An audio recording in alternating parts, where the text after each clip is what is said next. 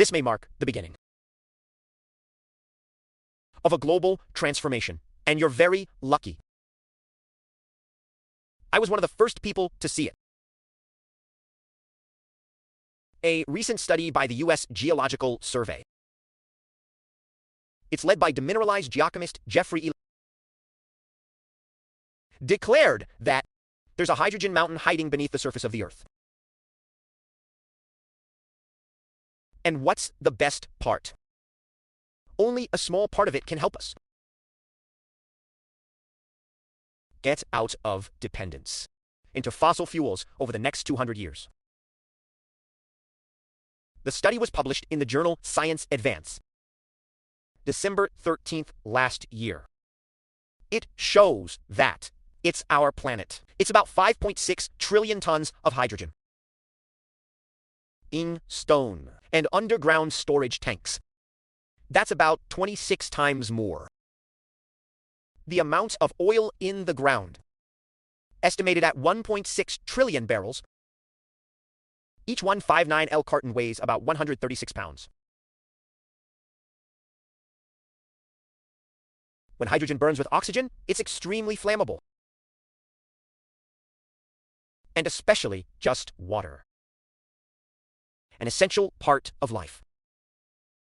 Meanwhile, wood-burning process, coal and petroleum, will give birth to CO2.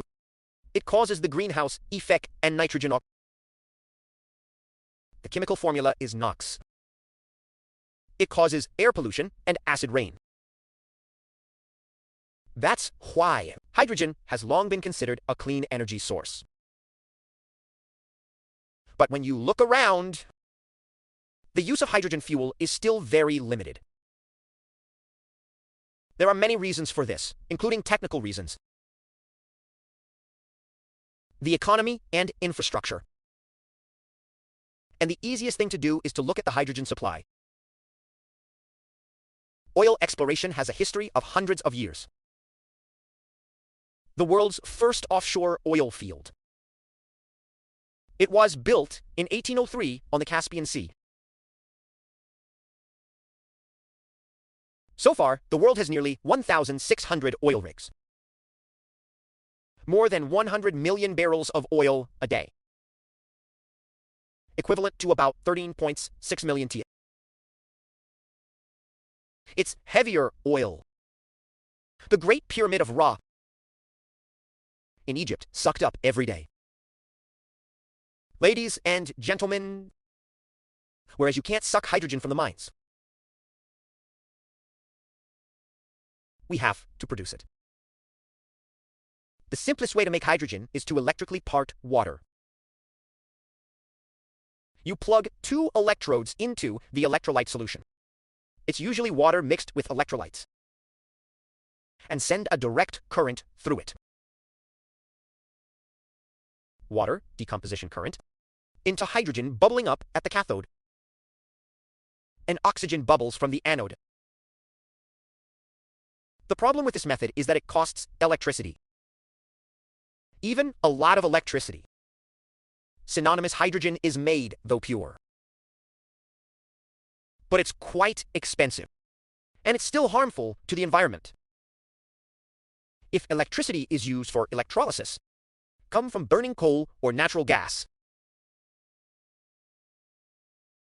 The most common industrial method to produce hydrogen gas. It's the conversion of methane by steam. Steam methane reforming as basically steam acting with methane in natural gas at high temperature and pressure. When there's more catalysts, it creates hydrogen and carbon dioxide. The problem with this method is that it spawns byproduct at a level that we should probably consider. Should we see it as a byproduct or the product itself? According to the documents I found, production process 1 trillion nitro by SMER generated from. Can you guess whether 9 to 12 T cars or If you burn this hydrogen and tell yourself it's green technology, it's just out of sight. Put that aside for a moment. Hydrogen is extremely energy-rich. Liquid hydrogen has energy density, about 142 megajoules per kilogram. To make it easy for you to imagine, burning a pound of liquid with oxygen, generating enough energy to heat about 4 to 4L of water.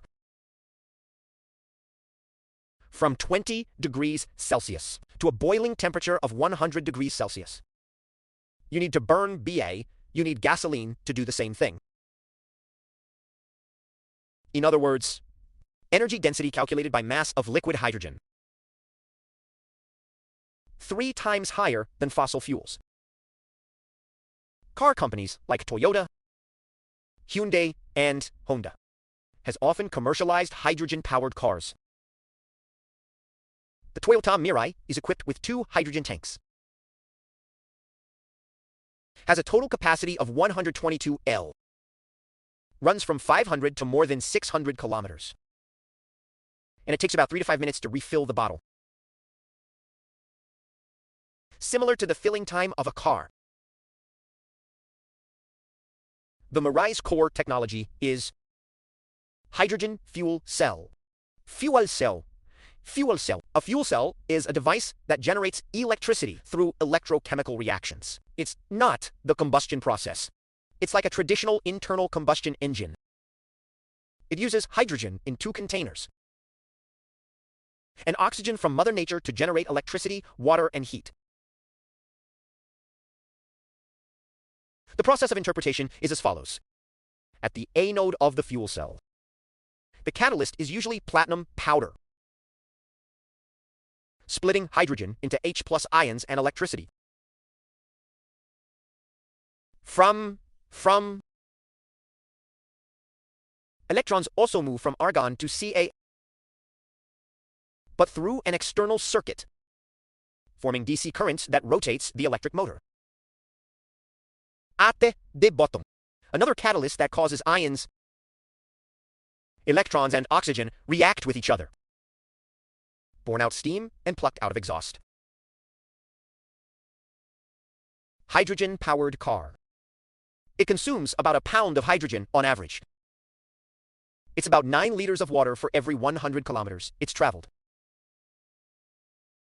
Well, because hydrogen is so light, 1 to 2 L of liquid hydrogen, it's actually only 8.5 pounds. But what's praised as good isn't popular. The app has a problem. Hydro-powered cars are expensive. It's because the fuel cell components are platinum. That's platinum, a precious metal. It is more expensive than gold and 30 times rarer than gold. Liquid hydrogen containers are subjected to very high pressure. 300 times the atmospheric pressure. That's the pressure the submarine is under, at a depth of 3,000 meters under the ocean. Perspiration is a very flammable gas. It can explode if it leaks. There are concerns about safety during use. And even if humans can create hydrogen-powered cars, absolutely safe, there's still a problem. Very small number of hydrogen filling stations. It makes the use of the car very inconvenient. It's also driving fuel prices very high. It is still expensive, ranging from $17 to $36 per pound. Depending on the supplier and the time.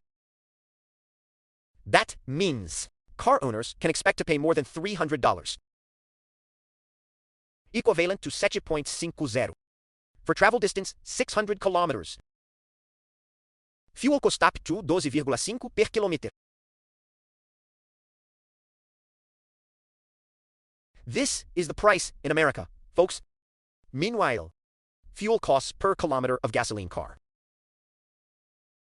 It's about 1,500, up to 2,000 VND per 1 kilometer. with consumption of 7 to 10 L of gasoline per 100 kilometers. And gasoline price, and 95 in Vietnam.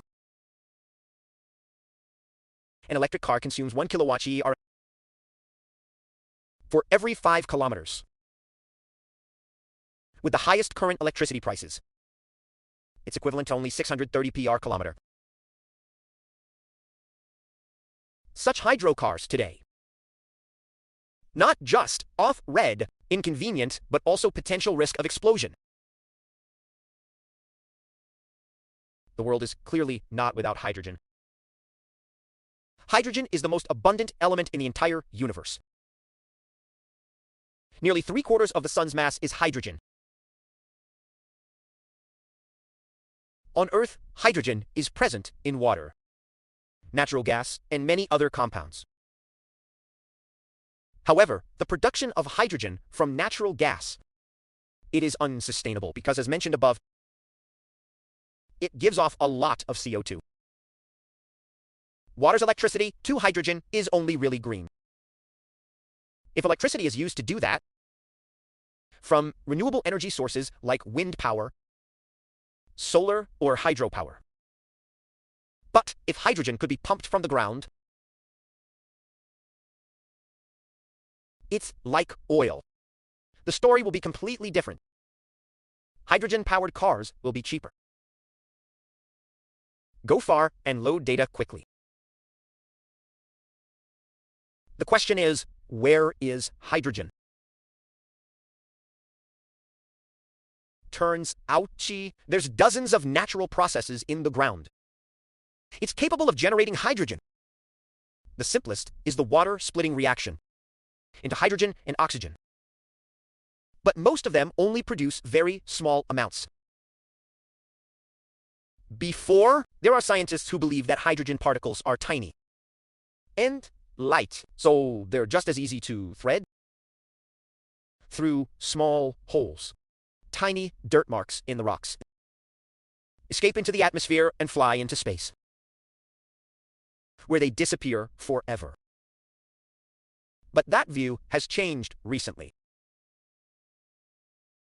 In 2018, scientists have discovered a giant hydrogen mine in Mali, West Africa. There's at least 5 hydrogen chambers planted on top of each other, covering an area with an estimated diameter of more than 8 kilometers. Early last year, a little bit of hydrogen confirmed in the Krumbalki mine in Albania. According to research published in February 2000, there were no more than 200 in Science magazine. Hydrogen gas is derived deep in an oxidizing block. It's a special kind of stone, formed from the seabed and the upper mantle, pushed up and lying on land. It's like a piece of ocean crust being lifted to the surface. As the Earth's tectonic plates move and touch each other, somehow hydrogen has accumulated in a 10-meter wide container, up to 1,000 meters long and up to 5,000 meters deep. At least 220 trillion of high-quality hydrogen is measured, can get out of the mine every year. This is one of the natural hydrogen flows, the biggest ever. It is believed to have caused 3 explosions inside the mine since 2011, with an estimated amount of 50,000 tons. The research team thinks hydrogen flow can continue to run up to the surface in 238 years. So, it's clear that hydrogen actually accumulates in storage tanks on Earth. And research by Elis and his colleagues shows that it's really giant, specific. So, the researchers built a model to calculate the rate at which emissions are produced beneath the ground, the amount of gas that leaks out of the rock into the air, and the amount accumulates in the tanks. The results show that amount of hydrogen produced and accumulated over hundreds of millions of years, up to 5.6 trillion tons. It weighs almost 1 million. The Great Pyramid of Ra, to make it easy for you to imagine. The energy that's released when you burn this hydrogen, almost twice the energy stored in all natural gas fields. It can be mined on the planet. Still, according to studies, that's just 2% of this quality, which is about 112 billion tons, has provided all the hydrogen we need to reach zero current emissions in 200 years. That sounds great, but there's a problem. 5.6 trillion tons is just the most ideal number. The model shows that there could be up to 10 trillion tons of hydrogen. It's sealed in the ground. But in the opposite direction, there's probably only 1 billion tons. More examination. This model doesn't show where the hydrogen mines are. I've studied the suspicion that maybe most of the hydrogen, or they're too deep in the ground, or it's too far from the coast to exploit. Some mines may be too small to mine effectively. That means the price of hydrogen sucked up has to be cheaper. Hydrogen is separated from water by natural gas. But at least this study suggests that it's our world. There's enough hydrogen in theory to reduce our dependence on fossil fuels. Your views on this new study. How is it? How is it? Please share below in the comments. But always, like we like it. Subscribe to channels and ring the bell to get notifications. Now, hello, and see you later. Give it a like, hit that bell, and share it with someone who stares at the moon a little too often. This is Hecky Fish. See you next time for more science, silliness, and seriously strange questions.